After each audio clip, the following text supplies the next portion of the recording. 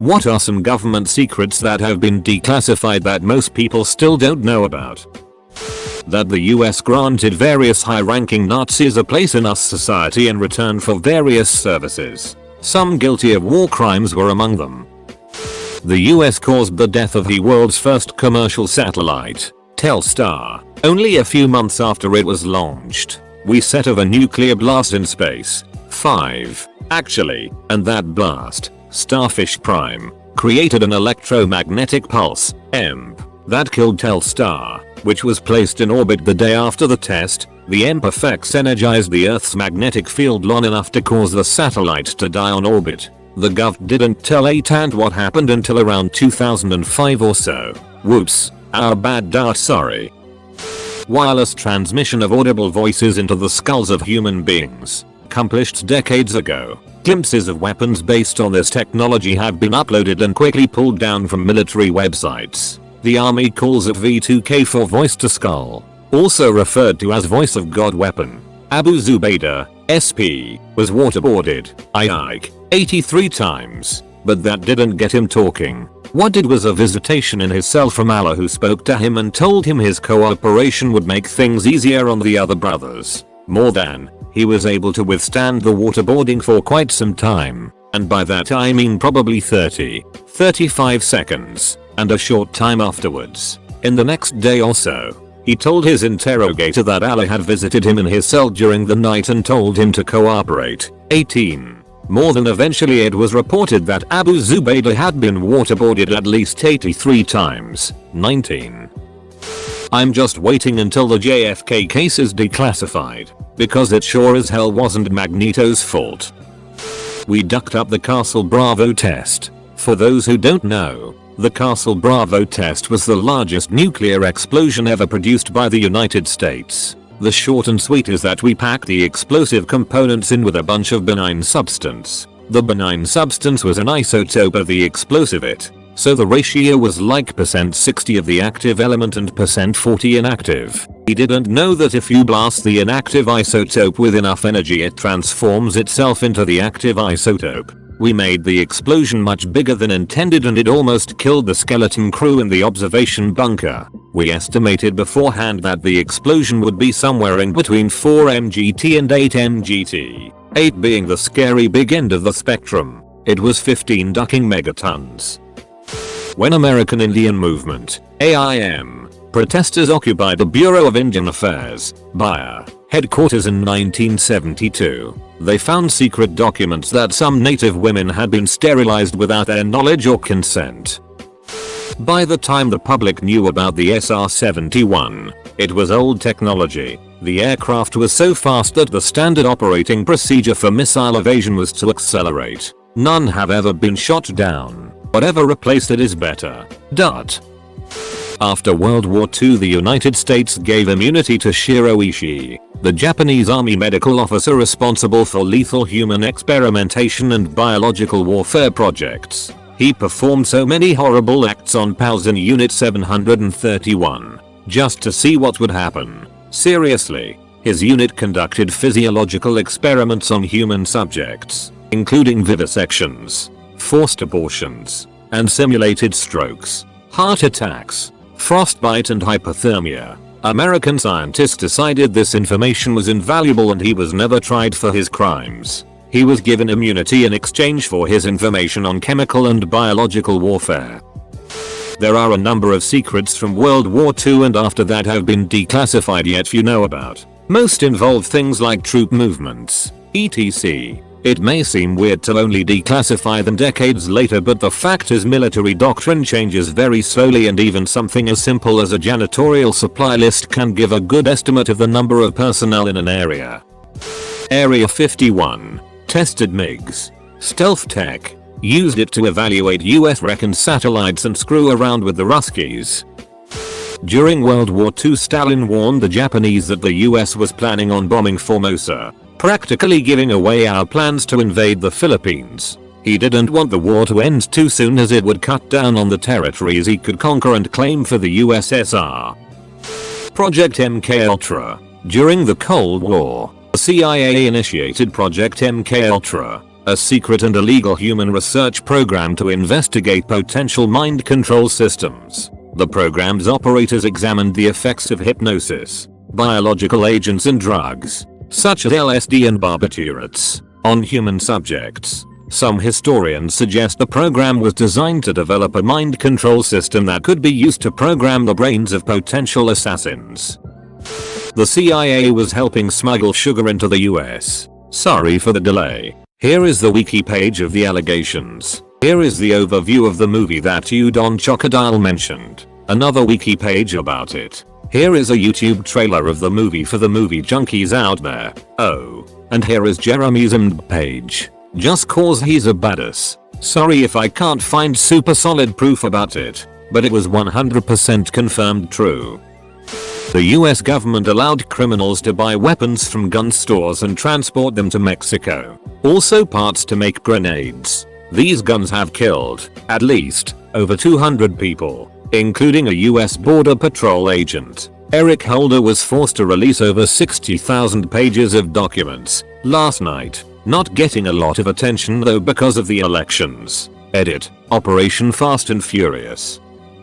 That the government in the past has been willing to harm its citizens, or other countries' citizens in order to push a war agenda, in order to attempt a US intervention in Cuba in 1962. http://www.gwu.edu/n-sarchive/news/20010430/northwoods.pdf. Specifically pages 8-9. Makes me wonder how often this practice has still been applied.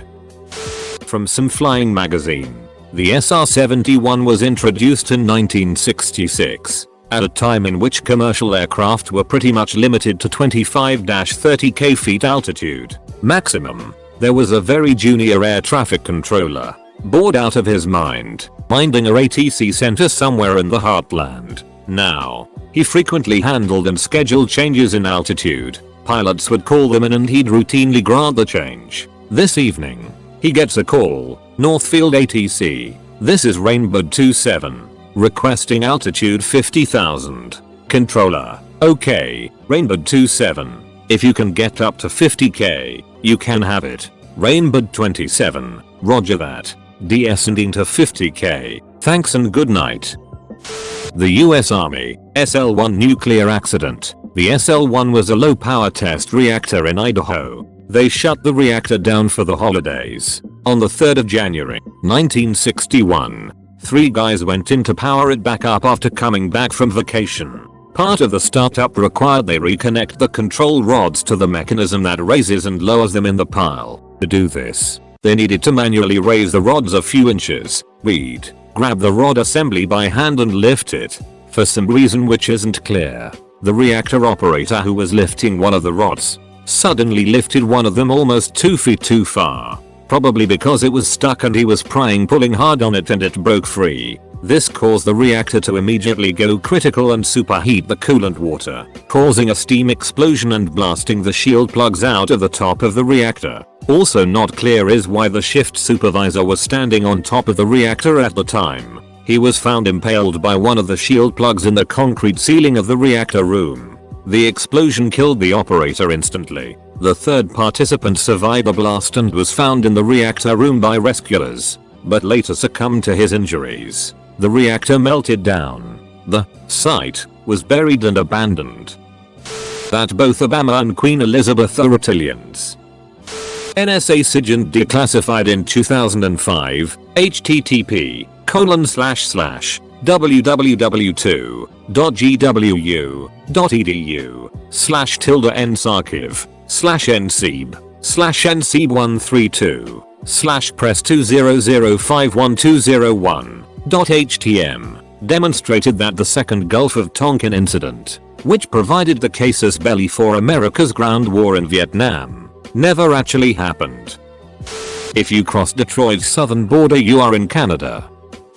Operation Popper, a highly classified weather modification program. Yes, they can manipulate the weather. I'm really surprised that this one isn't in the list. Nixon committed treason in the run-up to the '68 election. He engineered it so that the Vietnamese government wouldn't accept the ceasefire that Johnson had negotiated. Even George will concede that the proof is incontrovertible.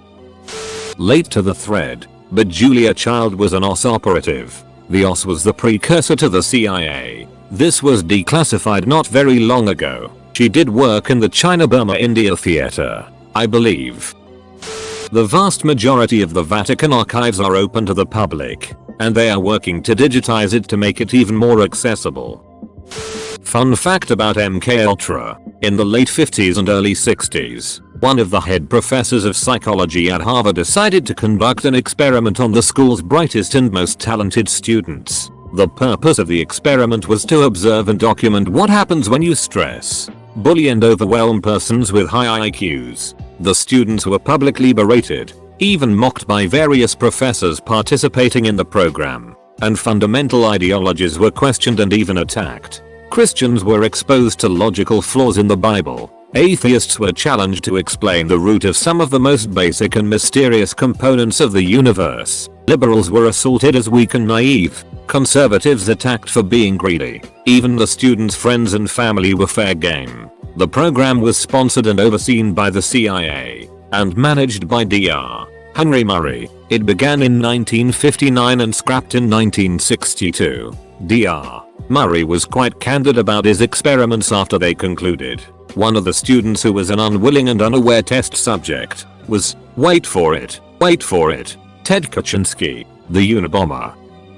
Operation Fast and Furious. The ATF purposely selling guns to cartels to try and trace them to high-ranking cartel members. Yet I believe no arrests came of it, and at least one of the guns was used in the murder of a border patrol agent. What crashed in Roswell was declassified in the early 90s. It was a cluster of balloons being developed to listen for nuclear detonations. There's a layer in the atmosphere where a loud enough sound can actually carry around the world. The project became pointless before it was completed by the invention of satellites.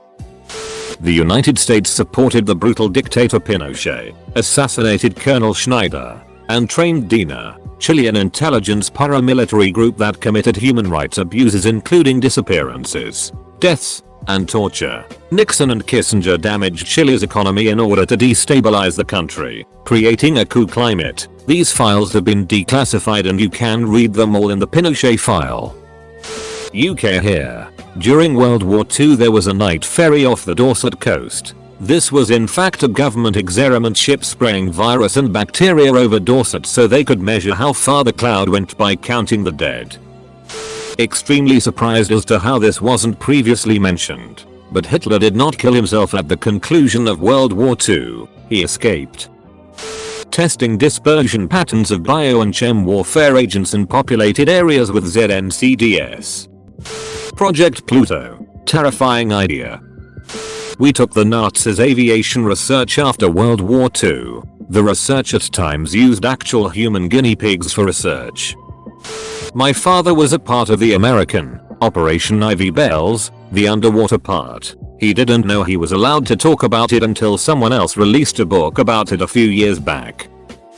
Project Thor's. Project Thor is an idea for a weapon system that launches kinetic projectiles from Earth's orbits to damage targets on the ground. Jerry Pournelle originated the concept while working in operations research at Boeing in the 1950s before becoming a science fiction writer. The system most often described is an orbiting tungsten telephone pole with small fins and a computer in the back for guidance. The system described in the 2003 United States Air Force report was that of 20 foot long, 6.1 m, 1 foot diameter, 0.30 m, tungsten rods that are satellite controlled and have global strike capability with impact speeds of Mach 10. The time between deorbiting and impact would only be a few minutes, and depending on the orbits and positions in the orbits, the system would have a worldwide range. There is no requirements to deploy missiles, aircraft or other vehicles. Although the SALT II, 1979,